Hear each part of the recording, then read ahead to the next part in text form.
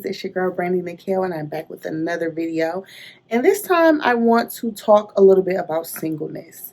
So as I mentioned before in some of my previous videos, I have been single for a while. I am a perpetual single girl and I've written some books and some journals around singleness. It's something that I have experienced, and I've experienced it well. So I like to talk about it. I feel like we talk a lot about relationships and not very much about singleness. So I today want to talk about the bright side of singleness.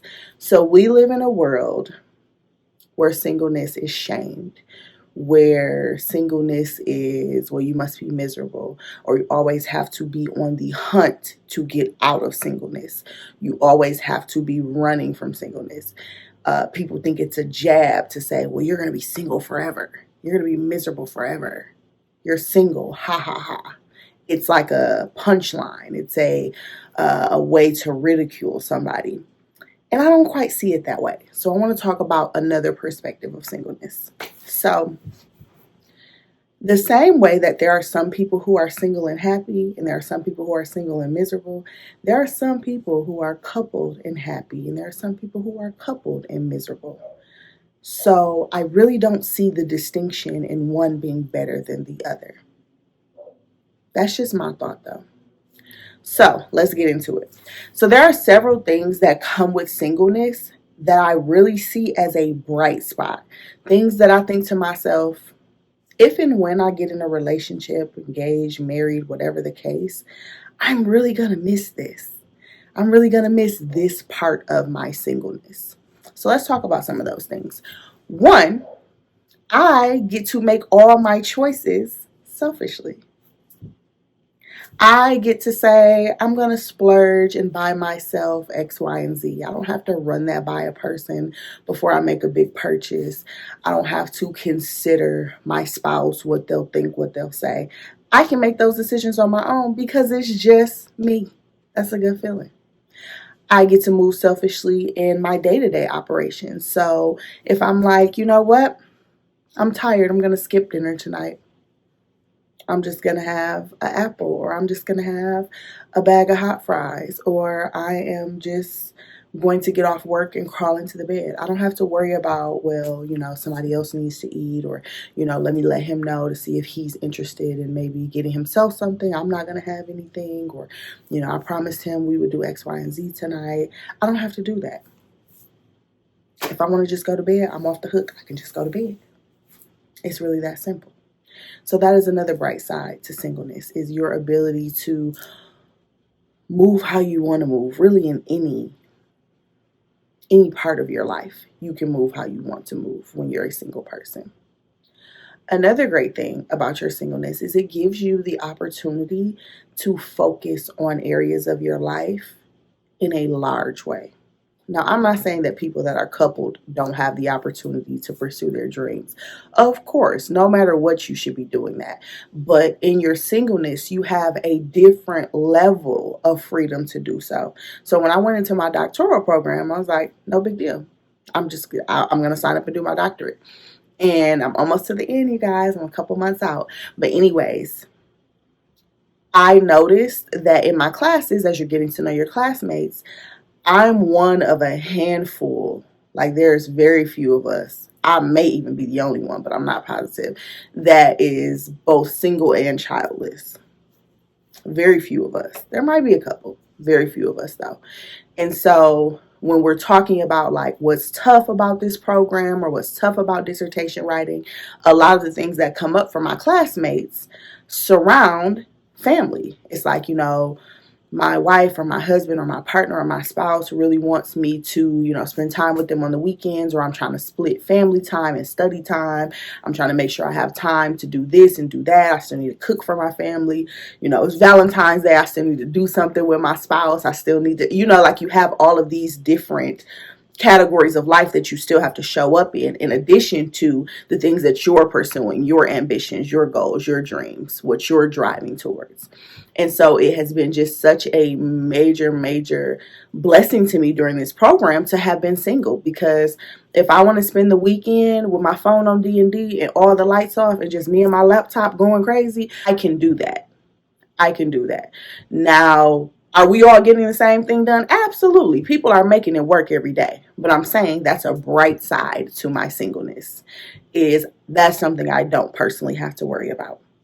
Another bright side to singleness, your ability to date. Dating is fun. Like, I know we joke and we say, like, the dating pool has pee in it. And it does. Don't get me wrong. Sometimes it got acid in there. But it's also fun. I have fun dating.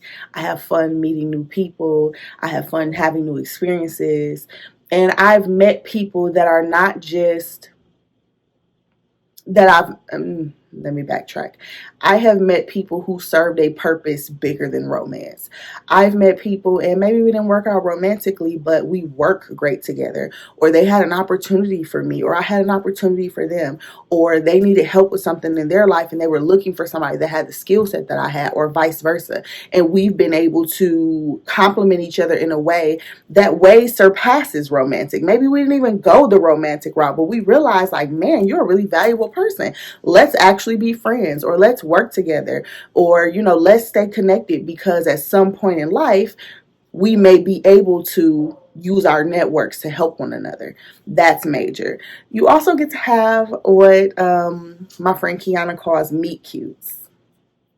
Meet cute? Cute meet. Meet cute. Yes.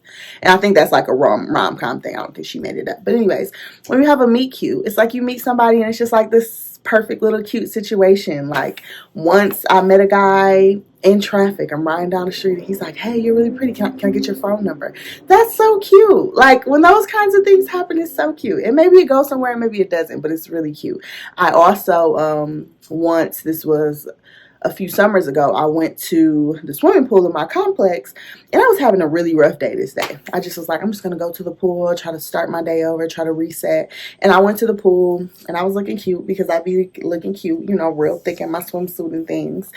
And I met this guy, and he was just, hanging out at the pool. And I think he was looking for like somewhere to plug up his speaker or something. I was like, oh, I have an extra cord if you need it, or whatever. We start chatting. Afterwards, he's like, mind if we exchange numbers? I'm like, yeah, cool. And so he ended up hitting me up like, hey, you want to meet back at the pool? It's dark by this time. You want to meet back at the pool? I'll grab some food and some drinks, and we can meet up and just, get to know one another. And it was just a very cute, like, romantic moment. I was like, what an amazing opportunity that I was able to have to connect with somebody and just have myself a good time. And if I had a man, it would have ended at the charger. I'd have been like, oh, no, I got some man. So those kinds of opportunities to meet and connect with new people are broader. You have more of an opportunity when you are a single woman, because also when you're in a relationship, even if somebody's not coming on to you romantically, I find that you find yourself being more cautious with people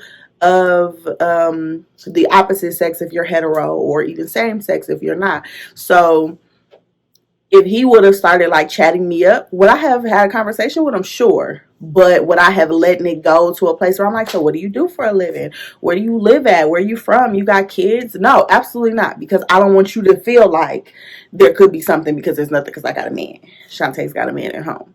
So I think that your ability to meet people is broader as a single woman. So those are just a few of the things that I find that are bright spots of singleness.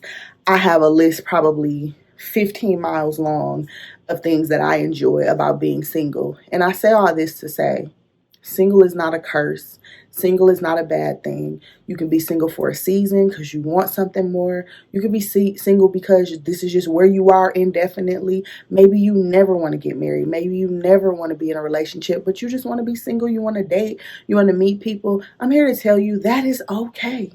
Whatever it is that you decide is for you is okay. Do not let anybody shame you into forcing a relationship that you are not ready for, or you are not interested in. You don't have to settle for anything in your life. Enjoy your life, single, coupled, whatever the case, because I guarantee you, if you are single, there is a married person somewhere that's looking at you and saying, I love my spouse, but I sure wish that I had a little bit of what she or he has. I promise you they are. I've had it told to me. Don't let nobody lie to you about it. They are. Okay. Comment and let me know if you're single, what's something you love about your singleness. If you're not single, tell me something you love about being coupled. I would